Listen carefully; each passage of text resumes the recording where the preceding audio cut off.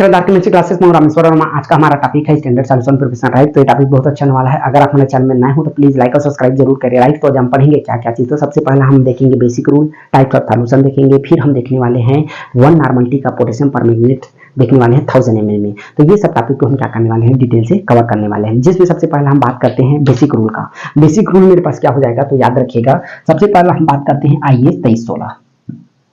ठीक है, IAS 2316 के अकॉर्डिंग हम क्या करते हैं, जितने भी प्रकार का हमारे पास सॉल्यूशन उसको प्रिपेयर करते हैं राइट। अब हम क्या करते हैं, IAS 2316 हम जाते हैं तो हमको दो टाइप का सॉल्यूशन मिलता है, पहला कलरीमेट्रिक, दूसरा वॉल्यूमेट्रिक। वॉल्यूमेट्रिक में जैसे हम जाते हैं तो वहां भी हमको दो टाइप का सॉल्यूशन मिलता है, primary standard, secondary standard. Primary standard का जनरली हम देखते हैं तो उसका कंसंट्रेशन चेंज नहीं होता है, लेकिन सेकेंडरी स्टैंडर्ड का कंसंट्रेशन बार बार चेंज होता है, क्योंकि इसका नेचर होता है हाइग्रोस्कोपिक। हाइग्रोस्कोपिक होने के कारण क्या होता है, ये इन्वायरमेंट से वाटर लेता है या देता है, इसके कारण क्या हो जाता है, ये इसका नेचर हाइग्रोस्कोपिक बना रहता है। जब भी आपको सेकेंडरी स्टैंडर्ड का सॉल्यूशन को आपको तैयार करना है या रखना है या यूज करना है तो आपको प्राइमरी स्टैंडर्ड से स्टैंडर्डाइजेशन करना पड़ता है राइट। ये तो मेरे पास क्या हो जाएगा, ये हो जाएगा सिंपल का बेसिक इंफॉर्मेशन। अब मैं क्या करता हूं, जब 1 नॉर्मलिटी का मेरे को पोटेशियम परमैंगनेट बनाना है तो कुछ मेरे को बेसिक रिक्वायरमेंट की जरूरत पड़ेगा। जैसे मेरे को सबसे पहला सैंपल की जरूरत पड़ेगा पोटेशियम परमैंगनेट, फिर DM water, beaker, weight machine और हमको क्या लगेगा, हार्ट डीएम वाटर लगेगा। ये तो मेरे पास क्या हो जाएगा पूरा बेसिक रिक्वायरमेंट। अब हम क्या करते हैं, कुछ कैलकुलेशन कर लेते हैं। कैलकुलेशन जरूरी है क्योंकि कैलकुलेशन के बिना आप क्या करोगे, सैंपल प्रिपेयर नहीं कर पाओगे, आपको पता ही नहीं चलेगा कि आपको कितना अमाउंट में सैंपल लेना है राइट। तो जिसमें सबसे पहले मेरे को क्या करना पड़ेगा, कैलकुलेशन करना पड़ेगा। तो कैलकुलेशन में हम देखते हैं सबसे पहला K-4। ठीक है, इसका मैं मॉलिक्यूलर वेट का बात करता हूं तो मॉलिक्यूलर वेट कितना हो जाएगा, याद रखिएगा 158 होता है। ठीक है, अब मैं इसमें अगर 5 का भाग देता हूं, इसमें 5 हमारे पास क्या हो जाएगा, इक्विवेलेंट वेट के लिए 5 हमारे पास हो जाएगा, तो ये हो जाएगा 31.6 होता है। ये मेरे पास क्या हो जाएगा, इक्विवेलेंट वेट होता है। ठीक है, अब मेरे पास क्या पता चल गया, मॉलिक्यूलर वेट पता चल गया, इक्विवेलेंट वेट पता चल गया। अब एक मेरे पास फार्मूला है ENV, ठीक है, डिवाइडेड बाय क्या हो जाएगा, 1000 हो जाएगा। अब E मतलब इक्विवेलेंट वेट होता है, A मतलब गिवन नॉर्मलिटी होता है, V मतलब गिवन वॉल्यूम होता है। ये तीनों को हमको क्या करना होगा, वॉल्यूम को पुट अप करना पड़ेगा। E मेरे पास तो मिल गया equivalent weight 31.6, given normality 1 into given volume कितना हो जाएगा, 1000 हो जाएगा, डिवाइडेड बाय मेरे पास क्या हो जाएगा, ये 1000 हो जाएगा। ठीक, अब ये 1000 तो कैंसिल आउट हो गया। अब मेरे पास 31.6 गुणा 1 करेंगे तो सेम ही आएगा, याद रखिएगा 31.6 ही मेरे पास क्या आ गया, सैंपल वेट आ गया।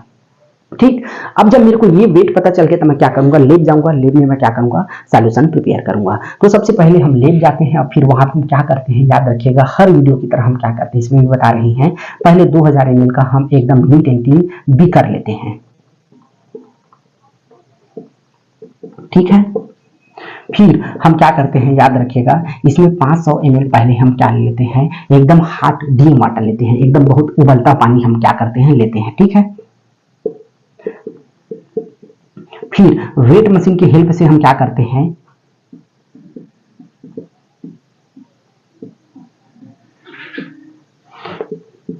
(31.6 ग्राम, याद रखिएगा 31.6 ग्राम हम क्या करते हैं, तो हम K-4 का वजन करते हैं। ठीक है, K-4 का हम क्या करते हैं, वेट लेते हैं, फिर हम क्या कर लेते हैं, फिर इसमें बीकर में डालते हैं इसको, फिर अच्छे से इसको क्या करते हैं, डिजॉल्व करते हैं। किससे करते हैं, तो ग्लास रॉड से करते हैं। फिर इसको हम क्या करते हैं, इसका वॉल्यूम को धीरे धीरे करके हम क्या कर देते हैं, 1000 ml तक के।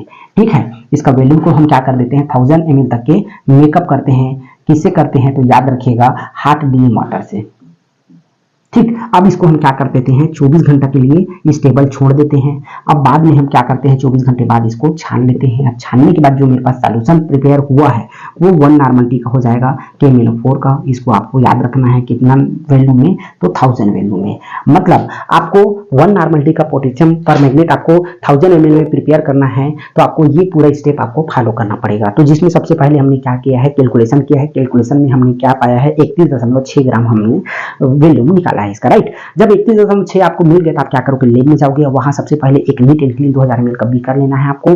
फिर आपको क्या करना होगा, याद रखिएगा उसमें सबसे पहले 500 ml हॉट डीएम वाटर लेना है। फिर 31.6 ग्राम आपको क्या करना होगा, याद रखिएगा उसमें आपको लेना होगा सैंपल पोटेशियम परमैंगनेट का। फिर ग्लास रॉड की हेल्प से आप क्या करोगे, उसको डिजॉल्व करते हो, फिर धीरे धीरे करके उसका वॉल्यूम को 1000 ml तक ले जाते हैं। फिर हम क्या करते हैं, उसको 24 घंटे के लिए स्टेबल छोड़ देते हैं। फिर 24 घंटे बाद उसको छानते हैं। अब जो छानने के बाद मेरे पास सॉल्यूशन प्राप्त हुआ है है वो 1 नॉर्मलिटी का पोटेशियम पर मिलीमीटर होता है 1000 ml में, जिसको याद रखिएगा। राइट, आशा करते हैं ये वीडियो आपको समझ आया होगा, नहीं आया होगा तो थोड़ा सा पीछे करिएगा, डेफिनेटली आपको समझ आने वाला होगा। राइट, तो आज के लिए बस इतना ही, तब तक के लिए थैंक यू।